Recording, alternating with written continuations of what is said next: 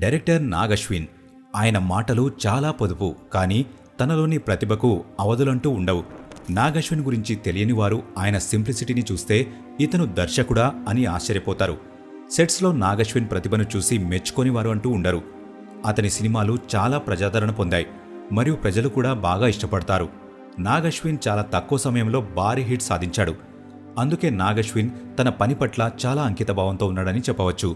ఈ క్రమంలో కమల్ హాసన్, అమితాబ్ బచ్చన్ వంటి స్టార్స్ నాగ్ టాలెంట్కు ఫిదా అయ్యారు. నేడు ఆయన డైరెక్ట్ చేసిన కల్కి 2898 ఏడి విడుదలైంది. ప్రేక్షకుల నుంచి అద్భుతమైన రెస్పాన్స్ వస్తుంది. హాలీవుడ్ స్థాయికి టాలీవుడ్ను నాగ్ అశ్విన్ తీసుకుపోయాడంటూ ప్రశంసలు వస్తున్నాయి. ఇలాంటి సమయంలో నాగ్ అశ్విన్ గురించి కొన్ని విషయాలు తెలుసుకుందాం. అసలు పేరు నాగ్ అశ్విన్ రెడ్డి. హైదరాబాద్కు చెందిన ప్రముఖ వైద్యులు జయరాం రెడ్డి, జయంతి దంపతులకు నాగ్ జన్మించారు. హైదరాబాద్ పబ్లిక్ స్కూల్లో చదివిన నాగ్ అశ్విన్ ఆపై మాస్ కమ్యూనికేషన్స్, జర్నలిజంలో బ్యాచిలర్స్ డిగ్రీ పూర్తి చేశారు. స్కూల్లో టాప్ 10 ర్యాంకుల్లో ఉన్న నాగ్ తల్లిదండ్రుల మాదిరి డాక్టర్ అవుతాడని అనుకుంటే మణిపాల్ మల్టీమీడియా కోర్సులో చేరారు. అక్కడ వీడియో ఎడిటింగ్తో పాటు సినిమాకు అవసరమైన నాలెడ్జ్ను సంపాదించుకున్నాడు. సినిమాల్లోకి ఎంట్రీ ఎలా? సినిమాలపై నాగ్ అశ్విన్ చూపుతున్న ఆసక్తిని తల్లిదండ్రులు గుర్తించారు. ఈ క్రమంలో వారు డైరెక్టర్ శేఖర్ కమల వద్దకు నాగ్ అశ్విన్ను పంపారు. ఆ సమయంలో గోదావరి సినిమా చిత్రీకరణ జరుగుతుండడంతో తర్వాత ప్రాజెక్టులో తన వద్ద అసిస్టెంట్ డైరెక్టర్గా చేర్చుకుంటానని శేఖర్ కమల మాట ఇచ్చారు. ఈ గ్యాప్లో మంచు మనోజ్ హీరోగా నటించిన నేను మీకు తెలుసా చిత్రానికి అసిస్టెంట్ డైరెక్టర్గా పనిచేశారు. అందుకు రెమ్యునరేషన్గా 4000 తీసుకున్నట్లు సమాచారం. ఈ ప్రాజెక్టు తర్వాత శేఖర్ కమల్ నుంచి పిలుపు వచ్చింది. లీడర్, లైఫ్ ఈజ్ బ్యూటిఫుల్ సినిమాలకు అసిస్టెంట్ డైరెక్టర్గా పనిచేశారు. ఆ సమయంలో నాగ్ ప్రతిభను శేఖర్ కమ్ముల మెచ్చుకున్న సందర్భాలు అనేకమున్నాయి. డైరెక్టర్గా ఛాన్స్ ఎవరిచ్చారు? శేఖర్ కమ్ముల నుంచి నేర్చుకున్న పాఠాలతో యాదవ్ కీ బారాత్ అనే ఇంగ్లీషు లఘు చిత్రాన్ని నాగ్ అశ్విన్ డైరెక్ట్ చేశాడు. ఈ చిత్రానికి ప్రియాంక దత్ నిర్మాత కావడం విశేషం. కేన్స్ షార్ట్ ఫిల్మ్ కార్నర్ కోసం ఈ చిత్రాన్ని ఎంపిక చేయబడింది. దీంతో ఆయన జీవితం టర్న్ అయిపోయింది. ఆ షార్ట్ ఫిల్మ్ వల్ల నిర్మాత అశ్విని దత్ కుమార్తెలు ప్రియాంక, స్వప్న సినిమా అవకాశాన్ని ఇచ్చేందుకు ముందుకొచ్చారు. అప్పుడు వారికి ఎవడే సుబ్రహ్మణ్యం కథను నాగ్ వినిపించారు. ఆ చిత్రాన్ని నిర్మిస్తామని ప్రియాంక, స్వప్న మాట ఇచ్చారు. అలా నాని, విజయ్ దేవరకొండ ప్రధాన పాత్రల్లో 2015లో నాగ్ అశ్విన్ తొలి సినిమా వెండితెరపై మెరిసింది. తక్కువ బడ్జెట్లో చాలా రిచ్గా ఈ చిత్రాన్ని అశ్విన్ తీశాడు. సినిమాకు కూడా మంచి మార్కులే పడ్డాయి. ఆ ఏడాది ఉత్తమ చిత్రంగా నంది అవార్డు కూడా దక్కింది. ఇదే సమయంలో ఆయన పలు యాడ్ చిత్రాలు కూడా డైరెక్ట్ చేయడం విశేషం. తరువాత 2018లో అశ్విన్ మహానటి తమిళంలో నడిగయ్యార్ తిలకం, సావిత్రి జీవిత చరిత్ర చిత్రాన్ని రాసి దర్శకత్వం వహించాడు. 50 మరియు 60లలో 2 దశాబ్దాల పాటు పరిశ్రమను ఏరిన ప్రముఖ దక్షిణ భారత నటి కీర్తి సురేష్, దుల్కర్ సల్మాన్ మరియు సుమంతా రుత్ప్రభు నటించారు. ఈ సినిమాతో నాగ్ అశ్విన్ పేరు ఇండస్ట్రీలో దద్దరిల్లిపోయింది. ప్రియాంక దత్తో ప్రేమ, పెళ్లి, వైజయంతి మూవీస్ అనేది 1974లో సి అశ్విని దత్ చేత స్థాపించబడిన భారతీయ చలనచిత్ర నిర్మాణ సంస్థ. ఇది తెలుగు చిత్రసీమలో అతిపెద్ద ఫిల్మ్ ప్రొడక్షన్ హౌస్లలో ఒకటి. వైజయంతి మూవీస్ ముఖ్యంగా అగ్రశ్రేణి సినీ తారలు మరియు విలాసవంతమైన నిర్మాణ విలువలతో భారీ బడ్జెట్ నిర్మాణాలకు ప్రసిద్ధి పొందింది.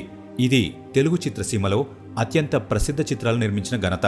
దీని అనుబంధ సంస్థలు స్వప్న సినిమా మరియు 3 ఏంజల్స్ స్టూడియో. అశ్విని దత్ కుమార్తెలు స్వప్న దత్ మరియు ప్రియాంక దత్ ద్వారా నిర్వహించబడుతున్నాయి. అయితే ప్రియాంక దత్ తన 21వ ఏట 2004లో పవన్ కళ్యాణ్ బాలు చిత్రం ద్వారా సహనిర్మాతగా చిత్రరంగంలోనికి ప్రవేశించారు. ఆ తర్వాత శక్తి చిత్రాన్ని కూడా ఆమె నిర్మించారు. 3 ఏంజల్స్ స్టూడియో పేరుతో సారొచ్చారు, బాణం, ఓం శాంతి, యాదవ్ కీ భారత్ వంటి చిత్రాలకు నిర్మాతగా ఉన్నారు. ప్రియాంక కొన్ని యాడ్స్ కూడా నిర్మించారు. ఆ సమయంలో ఆమెకు నాగ్ అశ్విన్ పరిచయం కావడం, ఆ తర్వాత వీరిద్దరూ కలిసి యాదవ్ కీ భారత్ అనే లఘు చిత్రం కోసం పనిచేయడం జరిగింది. అలా ఎవడే సుబ్రహ్మణ్యం చిత్రంతో వీరి స్నేహం కాస్త ప్రేమగా మారిపోయింది. ప్రియాంక దత్కు తన ఇంట్లో పెళ్లి చూపులు చూస్తున్న సమయంలో ఇలా ప్రపోజ్ చేశారు. మీకు ఎవరైనా నచ్చితే సరే, లేదంటే మనం పెళ్లి చేసుకుందాం అని నాగ్ అశ్విన్ తన ప్రేమ గురించి చెప్పినట్లు ఓ ఇంటర్వ్యూలో వెల్లడించారు. అప్పటికే చాలా కాలంగా నాగ్ అశ్విన్తో ఆమె ట్రావెల్ చేశారు. ఇద్దరి మధ్య మంచి స్నేహం ఉంది. ఆయనలోని మంచితనాన్ని గ్రహించిన ప్రియాంక కూడా వెంటనే ఓకే చెప్పడంతో వారి పెళ్లి 2015లో జరిగింది. అలా దర్శకుడుగా నాగ్ అశ్విన్ మంచి విజయం సాధించకముందే అతన్ని ఆమె నమ్మారు. సినీ ప్రయాణంలో స్నేహితులైన అశ్విన్, ప్రియాంకలు వివాహ బంధంతో ఒకటయ్యారు. వీరికి ఒక బాబు ఉన్నాడు. ఎవడే సుబ్రహ్మణ్యం చిత్రం ద్వారా స్టేట్ నంది అవార్డు అందుకున్న అశ్విన్ మహానటి చిత్రంతో నేషనల్ అవార్డు అందుకున్నారు. ఇప్పుడు కల్కి సినిమాతో అంతర్జాతీయ అవార్డును నాగ్ అశ్విన్ తప్పకుండా అందుకోవాలని కోరుకుందాం. అవార్డ్స్.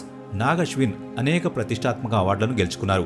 అవి అశ్విన్ 2019 సంవత్సరంలో మహానటి సినిమా కోసం తెలుగులో ఉత్తమ ఫీచర్ ఫిల్మ్గా 66వ జాతీయ చలనచిత్ర అవార్డులను గెలుచుకున్నారు. 2019 సంవత్సరంలో అతను 66వ ఫిల్మ్ఫేర్ అవార్డ్స్ సౌత్లో ఉత్తమ దర్శకుడిగా ఫిల్మ్ఫేర్ అవార్డును మళ్లీ గెలుచుకున్నాడు.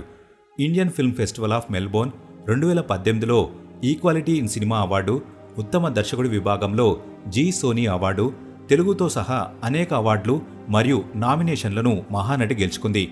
అశ్విన్ నెట్ఫ్లిక్స్ ఆంథాలజీ పిట్టకథలు 2021కి ఉత్తమ దర్శకుడు మరియు స్క్రీన్ రైటర్ అవార్డులు పొందారు. మూవీ కల్కి. అప్పట్లో మహాభారతం ఆధారంగా సీరియల్స్, సినిమాలు వచ్చాయి. కానీ గత కొన్నేళ్ల నుంచి తీసుకుంటే ఏ డైరెక్టర్ కూడా దీన్ని సినిమాగా కనీసం సీన్స్ వరకైనా తీసే సాహసం చేయలేదు. రాజమౌళి కూడా తన డ్రీమ్ ప్రాజెక్ట్ మహాభారతం అని చెప్పాడు. కాకపోతే జక్కన్న ఇది తీసేసరికి ఇంకో 10 నుంచి 15 ఏళ్లైనా పట్టొచ్చు. ఇంతలోనే నాగ్ అశ్విన్ అనే కుర్ర డైరెక్టర్ రై అని దూసుకొచ్చాడు.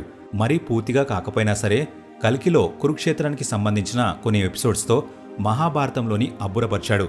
అశ్వత్థామ పాత్రని కల్కితో లింక్ చేసిన విధానం సగటు ప్రేక్షకుడికి తెగ నచ్చేసింది. దీంతో అసలు అశ్వత్థామ ఎవరు, అతడికి కర్ణుడితో సంబంధం ఏంటని సీరియస్గా తెగ సెర్చ్ చేసేస్తున్నారు. కల్కి అలాంటి ఇంపాక్ట్ క్రియేట్ చేసింది. ఇక కల్కి చివర్లో ప్రభాస్ కర్ణుడిగా కనిపించడంతో డార్లింగ్ ఫ్యాన్స్ ఊరుకోవట్లేదు. కర్ణుడి చరిత్ర అంతా తవ్వి తీస్తున్నారు. ఎప్పుడు 60 ఏళ్ల క్రితం వచ్చిన చందమామ కథల పుస్తకాల దగ్గర నుంచి గీతా ట్రస్ట్ మహాభారతం వరకు ఎవరికి తోచిన పుస్తకాలను వాళ్లు తిరిగేస్తున్నారు. ఇది కాదన్నట్లు మహాభారతం క్యారెక్టర్స్ గురించి పలువురు యాక్టర్స్ మాట్లాడిన వీడియోలను ట్విట్టర్లో వైరల్ చేస్తున్నారు. ఏదేమైనా ఓ తెలుగు సినిమా వల్ల మహాభారతం అనే అద్భుతం గురించి తిరిగి మాట్లాడుకోవడం చాలా బాగుంది. ఇప్పటి జనరేషన్కి మహాభారతంపై మనసు పడేలా చేసిన డైరెక్టర్ నాగ్ అశ్విన్కి ధన్యవాదాలు. కాకపోతే అర్జున వర్సెస్ కర్ణ, ఇద్దరిలో ఎవరు గొప్ప అనే టాపిక్ గురించి యూత్ తగులాడుకోవడం మాత్రం వింతగా ఉంది. ఇంటర్నేషనల్ మీడియాలో నాగ్ అశ్విన్ హవా వేరే లెవెల్. డైరెక్టర్ నాగ్ అశ్విన్ కల్కిని హాలీవుడ్ స్టాండర్డ్స్లో తీసిన మాట వాస్తవం. వాళ్లకు మార్వెల్, డీసీ లాంటి విజువల్ వండర్స్ మూవీస్ ఉన్నాయి. మనకు అలాంటిది ఎందుకు ఉండకూడదని సైన్స్ ఫిక్షన్ కథకు మహాభారతాన్ని ముడిపెట్టి తీసిన మూవీనే కల్కి. దీని రిలీజ్ తర్వాత తెలుగోళ్లు మహాభారతం గురించి తెగ మాట్లాడుకుంటున్నారు. మరోవైపు హాలీవుడ్లో ప్రముఖ మీడియా సంస్థలైన డెడ్లైన్, కొలిడర్ లాంటివి కల్కి గురించి ఆర్టికల్స్ రాశాయి. అద్భుతంగా ఉందని మెచ్చుకున్నాయి. గతంలో నాగ్ అశ్విన్ ఏదైతే అనుకున్నాడో ఇప్పుడు అదే జరిగింది. ప్రభాస్ క్రేజ్ కూడా కల్కి దెబ్బకు హాలీవుడ్ వరకు వెళ్లిపోయింది. ఏదేమైనా తెలుగు సినిమాకు ఆస్కర్ రావడమే ఎక్కువ అనుకున్నాం. ఇప్పుడు మన మూవీ గురించి వాళ్ళు ఆర్టికల్స్ రాయడం బోనస్ లాంటిది. 2024లో Nag Ashwin net worth. Nag Ashwin net worth June 2024 తాజా మీడియా నివేదికల ప్రకారం నాగ్ అశ్విన్ నికర విలువ సుమారు 10 మిలియన్ లేదా అంతకంటే ఎక్కువ ఉండేదని అంచనా. ఈ సంఖ్య చలనచిత్రాలకు దర్శకత్వం వహించడం మరియు నిర్మించడం ద్వారా నాగ్ అశ్విన్ సంపాదనను ప్రతిబింబిస్తుంది. అతను ఎండార్స్మెంట్లు మరియు పెట్టుబడుల ద్వారా కూడా సంపాదిస్తాడు. సంవత్సరాలుగా అతని నికర విలువలో గుర్తించదగిన వృద్ధి ఉంది. ఎక్కువగా అతని ప్రాజెక్టుల విజయం మరియు తెలివైన ఆర్థిక నిర్ణయాల కారణంగా చెప్పవచ్చు.